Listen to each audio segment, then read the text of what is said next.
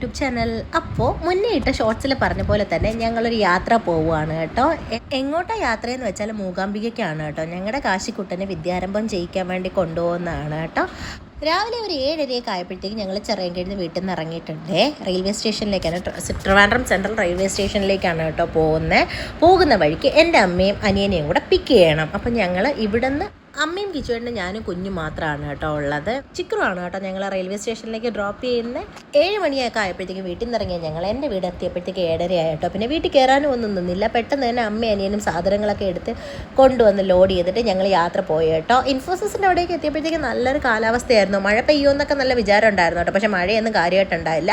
പിന്നെ ഞങ്ങൾ റെയിൽവേ സ്റ്റേഷനിലെ ക്യാൻറ്റീനിൽ കയറി രാവിലത്തെ ബ്രേക്ക്ഫാസ്റ്റ് കഴിക്കാൻ ഇരുന്നിട്ടുണ്ടായിരുന്നു കേട്ടോ. കാശിക്കുട്ടനാണെങ്കിൽ വരണ വഴിക്ക് 2 വാളൊക്കെ വെച്ച് പിന്നെ ഞാൻ അവൻ്റെ ഡ്രസ്സും കാര്യങ്ങളും ഒക്കെ ചേഞ്ച് ചെയ്ത് കൊടുത്തിട്ടുണ്ടായിരുന്നു. ഇവിടെയാണെങ്കിൽ വൻ തിരക്കാണ് കേട്ടോ. സെൽഫ് സർവീസ് ആയതുകൊണ്ട് ഓർഡർ ചെയ്ത് പോയി വാങ്ങിച്ചുകൊണ്ട് വരികയാണ് ചെയ്തത്. ബ്രേക്ക്ഫാസ്റ്റൊക്കെ വന്ന് ഫുഡൊക്കെ കഴിച്ച് പെട്ടെന്ന് ഞങ്ങൾ ചായ എടുത്ത് ഇറങ്ങി കേട്ടോ. ഞങ്ങളുടെ ട്രെയിനിന് സമയമാവാറായി കേട്ടോ.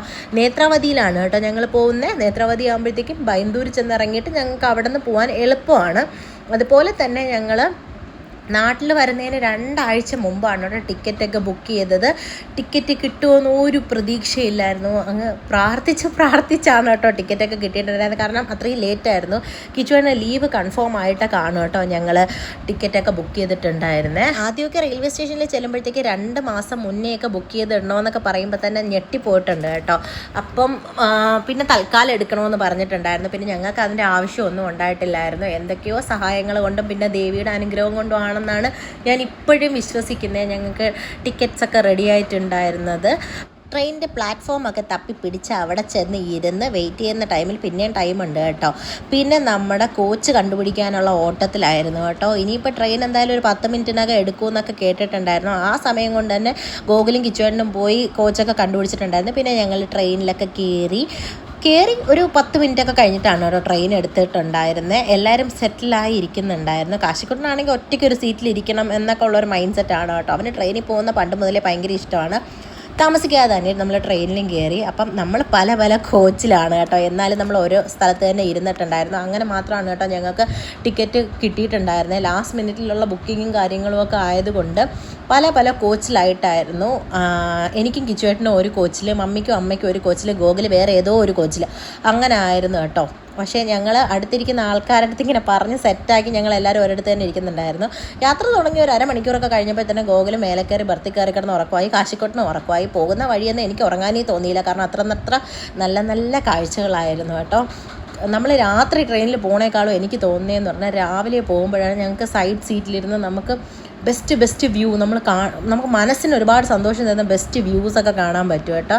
പിന്നെ ഒരു ഉറക്കമൊക്കെ കഴിഞ്ഞ് അവരൊക്കെ എണീറ്റിരിക്കുന്നുണ്ടായിരുന്നു കേട്ടോ. ആ സമയത്തും ഞാൻ ഉറങ്ങിയിട്ടില്ലായിരുന്നു. ഞാനിങ്ങനെ എന്തൊക്കെയോ പറയുന്നുണ്ട്. അളിയൻ്റെ ഇടയിലിരുന്ന് എന്തൊക്കെയോ അവരിങ്ങനെ എൻ്റെ അടുത്ത് പറയുന്നുണ്ട്. കാശിയാണെങ്കിൽ ഭയങ്കര ഹാപ്പിയാണ്. ഇതിനിടയ്ക്ക് 11 മണിയൊക്കെ ആയപ്പോഴത്തേക്ക് ഒരു ടീ ബ്രേക്ക് എന്നുള്ള നിലയിൽ ഫ്ലാസ്കിൽ കട്ടൻ ചായയൊക്കെ ഇട്ടിട്ട് വന്നിട്ടുണ്ടായിരുന്നു കേട്ടോ അമ്മ. അങ്ങനെ ഫ്ലാസ്കിൽ കട്ടൻ ചായയും കാശിക്ക് ഒരു കുഞ്ഞ് സാൻഡ്വിച്ചും, സാൻഡ്വിച്ച് എന്ന് വെച്ചാൽ ഒരു ബ്രെഡിൽ കുറച്ച് ജാം സ്പ്രെഡ് ചെയ്ത് കൊടുക്കുക എന്നുള്ള ഇതൊക്കെ ആയിട്ട് കൊടുത്തിട്ടുണ്ടായിരുന്നു കേട്ടോ.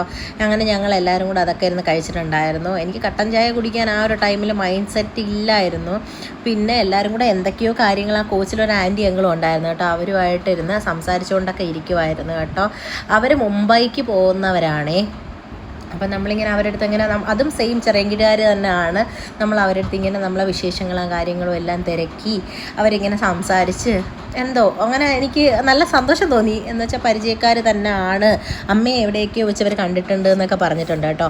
ആ ആൻറ്റി മംഗളും അവരുടെ മോൻ്റെ അടുത്തേക്ക് പോവുകയാണ് എന്നൊക്കെ പറഞ്ഞു. അതിൻ്റെ ഇടയിലായിട്ട് നമ്മളിങ്ങനെ സ്നാക്സും കാര്യങ്ങളും ഒക്കെ കഴിക്കുന്നുണ്ട്. ഗോകുൽ ഇതിൻ്റെ ഇടയ്ക്ക് എനിക്ക് കുറച്ച് വീഡിയോ എടുത്തു തരാനൊക്കെ നോക്കുന്നുണ്ട് കേട്ടോ. ഇവൻ കണ്ടോ കൊച്ചുങ്ങളെക്കാളും കഷ്ടമാണ്. അപ്പോൾ എൻ്റെ കാശിയെ നോക്കിയെന്ന് കളിയാക്കാൻ നോക്കിയേ. ആരെങ്കിലുമൊക്കെ എന്തെങ്കിലും കഴിക്കുമ്പോൾ കാശിക്ക് അത് കഴിക്കണമെന്നൊക്കെ തോന്നുമെങ്കിൽ സത്യം പറഞ്ഞാൽ 2 കടി കടിച്ചത് അവിടെ വെക്കും കേട്ടോ. പിന്നെ അത് കഴിക്കാറേ ഇല്ല. പിന്നെ IRTCയിലെ ആൾക്കാരിങ്ങനെ വെള്ളവും ജ്യൂസും ഒക്കെ കൊണ്ടുവന്നിട്ടുണ്ടായിരുന്നു. അവരിൽ നിന്ന് ഇതാ നമ്മൾ ഈ ഒരു സാധനം വാങ്ങിച്ചത്. എൻ്റെ പൊന്ന് ദൈവമേ, ഇതങ്ങനെ മേടിച്ചത് അബദ്ധമായി പോയെന്ന് തോന്നി കേട്ടോ. കാരണം കൊക്കക്കോളയിൽ ജീരകം ഇട്ടൊരു ടേസ്റ്റ് ആയിരുന്നു കേട്ടോ. എനിക്കാണെങ്കിൽ ഒട്ടും ഇഷ്ടപ്പെട്ടിട്ടുണ്ടായിരുന്നില്ല. ഉച്ചയായപ്പോഴത്തേക്കും മമ്മി എല്ലാവർക്കും ലഞ്ച് കൊണ്ടുവന്നിട്ടുണ്ടായിരുന്നു കേട്ടോ. പിന്നെ ഞങ്ങൾ ലഞ്ചൊക്കെ കഴിച്ചിട്ടുണ്ടായിരുന്നു. സമയമായപ്പോൾ 12 മണിയായിട്ടോ. യാത്രയൊക്കെ തുടങ്ങി എല്ലാവർക്കും നല്ല ബോറൊക്കെ ആയിട്ടുണ്ട് കേട്ടോ. കുറേ നേരം ഒരേ കണക്ക് ഇരിക്കുമ്പോഴത്തേക്ക് നടുവിന് നല്ല വേദന വന്ന് ഞങ്ങൾ പിന്നെ എണീച്ച് നടക്കാനും ഒക്കെ തുടങ്ങിയിട്ടുണ്ട് കേട്ടോ. കാശിയാണെങ്കിൽ ബോറില്ലാതെ ഇരുന്ന ഞങ്ങളെക്കാളും ഏറ്റവും കൂടുതൽ എൻജോയ് ചെയ്ത അവനാണ് കേട്ടോ. ഓരോ യാത്രയിലെ കാര്യങ്ങളും എല്ലാം കണ്ട് ആസ്വദിച്ചിരിക്കുന്നുണ്ടായിരുന്നു. നമ്മൾ പിന്നെ ഇടയ്ക്കിടയ്ക്ക് പോയി മുഖമൊക്കെ കഴുകിയിട്ട് വരുന്നുണ്ട്. അതിനിടയ്ക്ക് പിന്നെ ഒരു ചായ ട്രെയിനിൽ നിന്ന് തന്നെ വാങ്ങിച്ച് കുടിച്ചിട്ടുണ്ടായിരുന്നു കേട്ടോ. അതും മേടിച്ച് കുടിക്കേണ്ടതെന്ന് തോന്നി. പാലെന്ന് പറയുന്ന ഒരു സാധനം അതിൻ്റെ അടുത്തൂടെ പോയിട്ടില്ല. അങ്ങനെ ഒരു ഇതാണ്. പിന്നെ നമ്മൾ ആ ട്രെയിനിൽ നിന്നൊക്കെ അത്രയൊക്കെ തന്നെ എക്സ്പെക്റ്റ് ചെയ്താൽ മതിയല്ലോ.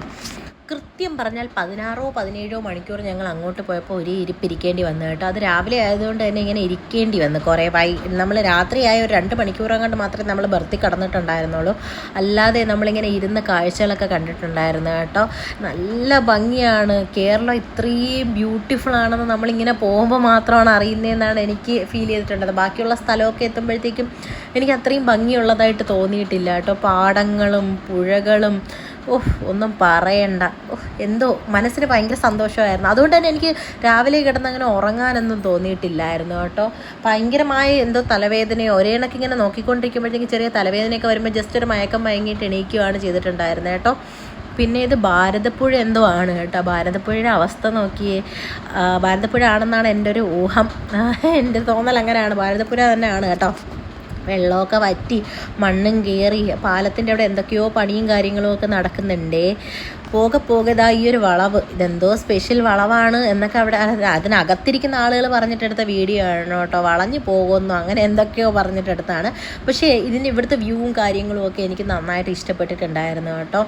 സത്യം പറഞ്ഞാൽ ഈ യാത്ര പ്ലാൻ ചെയ്ത ടൈം തൊട്ട് ഒരുപാട് പേര് പറഞ്ഞു കേട്ടിട്ടുണ്ട്. നമുക്കിങ്ങനെ നടക്കാൻ പറ്റുന്ന, ദേവി അനുഗ്രഹിച്ചാൽ മാത്രമേ നടക്കാൻ പറ്റുള്ളൂ എന്നൊക്കെ പറഞ്ഞു കേട്ടിട്ടുണ്ട് കേട്ടോ. അപ്പോഴേ ഭയങ്കര ടെൻഷനാണ്. എങ്ങനെയെങ്കിലും എൻ്റെ കുഞ്ഞിനെയും കൊണ്ട് എനിക്ക് പോകാൻ പറ്റണേന്ന് മാത്രമാണ് കേട്ടോ ഓരോ ദിവസത്തെയും പ്രാർത്ഥന. അങ്ങനെ പ്രാർത്ഥനയുടെ ബലമായിട്ടാണ് നമ്മളിപ്പോൾ ഇവിടെ എത്തിച്ചേർന്നിരിക്കുന്നത് കേട്ടോ. അപ്പോൾ നമ്മൾ ബാംഗ്ലൂർ എത്തിയിട്ടുണ്ട്. ഇനിയിപ്പോൾ ഇവിടെ നിന്ന് 1 മണിക്കൂറോ 1.5 മണിക്കൂറോ കണ്ട് ദൂരമേ ഉള്ളൂ ബൈന്ദൂരിലേക്ക്. ആ സമയം തന്നെ കണ്ടില്ലേ എത്ര നേരമായെന്ന്. പക്ഷെ ഞങ്ങൾക്ക് ഉറക്കവും കാര്യങ്ങളും ഒന്നും വന്നിട്ടില്ല കേട്ടോ. ഇടയ്ക്ക് കുറച്ച് നേരം കിടന്ന് നമ്മൾ ഉറങ്ങിയിട്ടുണ്ടായിരുന്നു. അത് കഴിഞ്ഞിട്ട് പിന്നെ ഞങ്ങൾ ബാഗൊക്കെ എടുത്ത് റെഡിയാക്കി വെച്ചിട്ടുണ്ടായിരുന്നു കേട്ടോ. പിന്നെ ട്രെയിനകത്തായതുകൊണ്ട് തന്നെ അങ്ങ് മതിമറന്ന് ഉറങ്ങാനൊന്നും പറ്റത്തില്ല. ഓരോ ടൈം ഉറങ്ങി ഓരോ ആൾക്കാർ എണീറ്റിരിക്കും കേട്ടോ. താമസിക്കാതെ തന്നെ ഇതാ നമ്മൾ ബൈന്ദൂർ റെയിൽവേ സ്റ്റേഷനിൽ എത്തിയിട്ടുണ്ട്. അപ്പോൾ ഇനിയുള്ള വിശേഷങ്ങൾ കാണാൻ വേണ്ടി അടുത്ത വ്ളോഗിന് വെയിറ്റ് ചെയ്യണം കേട്ടോ. ഒറ്റ സ്ട്രെച്ചിലിരുന്ന് മുഷിയേണ്ടെന്നല്ലോ വിചാരിച്ച് പാട്ടായിട്ടാണ് കേട്ടോ വീഡിയോ ഇടുന്നത്. പുറത്ത് നല്ല മഞ്ഞും തണുപ്പും ആയതുകൊണ്ട് തന്നെ കാശിക്കൊണ്ട് പെട്ടെന്ന് നമ്മളൊരു പുതപ്പെടുത്ത് പതിച്ചിട്ടുണ്ട്. പിന്നെ അവിടെ നിന്ന് നേരെ ഒരു ടാക്സി വിളിച്ചിട്ട് ഞങ്ങൾ റൂം എടുക്കാമെന്ന് വിചാരിച്ചിരുന്നേ. കാരണം ഇപ്പം തന്നെ രാത്രി 2 മണിയായി. അപ്പോൾ അമ്പലത്തിനടുത്ത് തന്നെ റൂം എടുക്കാം എന്നാണ് കേട്ടോ വിചാരിച്ചിട്ടുണ്ടായത്. അപ്പോൾ ഇനി അടുത്ത വീഡിയോയിലേക്കായിരിക്കും കേട്ടോ ബാക്കിയുള്ള വിശേഷങ്ങൾ. അപ്പം നമ്മുടെ ചാനൽ സബ്സ്ക്രൈബ് ചെയ്ത് വെക്കാൻ മറക്കല്ലേ. ബാക്കി വിശേഷങ്ങളൊക്കെ പുറകെ പോസ്റ്റ് ചെയ്യുന്നതായിരിക്കും. ഈ വീഡിയോ വേണമെങ്കിൽ day in my life in A train എന്നൊക്കെ വേണമെങ്കിൽ പറയാം കേട്ടോ. എന്തായിരുന്നാലും അടുത്ത വീഡിയോയിലേക്ക് കാണാം. അപ്പോൾ വീഡിയോ കണ്ട എല്ലാവർക്കും താങ്ക് യു ഫോർ വാച്ചിങ്. നമ്മളിതാ റൂമൊക്കെ എടുത്തിട്ടുണ്ടേ.